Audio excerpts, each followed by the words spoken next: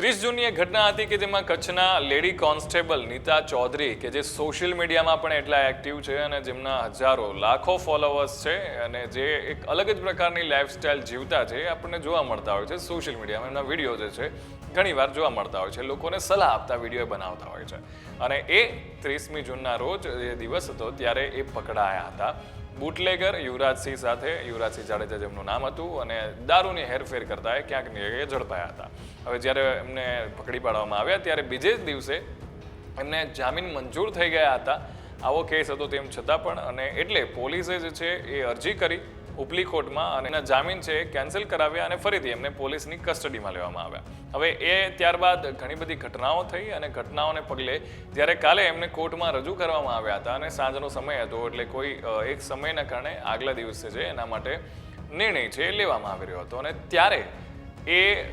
ફરાર થઈ ગયા છે યસ એટલે હાલમાં એવી માહિતી મળી રહી છે જે મુજબ જે લેડી કોન્સ્ટેબલ છે નીતા ચૌધરી અને એ જ્યારે સેવા કરી રહ્યા હતા પોલીસની એની સાથે સાથે સોશિયલ મીડિયામાં એક્ટિવ હતા અને તેમ છતાં પણ એમના જે મુજબના વિડીયો અને જે લાઈફસ્ટાઈલ હતી એના કારણે હંમેશા ચર્ચામાં રહ્યા હતા અને હવે ચર્ચાનો જોર એટલા માટે પકડ્યો છે કારણ કે એ કસ્ટડીમાંથી જે ભાગી ગયા છે અને એટલા માટે ખાસ કરીને પોલીસની ઘણી બધી ટીમો છે એ તૈનાત કરવામાં આવી છે એમને પકડી પાડવા માટે અને જે મુજબનું સાહસ એ બતાવી રહ્યા છે કારણ કે એક જ દિવસમાં આવા મોટા કેસમાં એમને જામીન મળવા એ પણ ક્યાંક ને ક્યાંક એમના જે કનેક્શન છે એ બહુ જ ઊંચા સુધી હોય એવી શક્યતાઓ હોઈ શકે છે અને એવી પણ વાતો મળે છે કે ઉત્તર ગુજરાતના કોઈ મોટા નેતા છે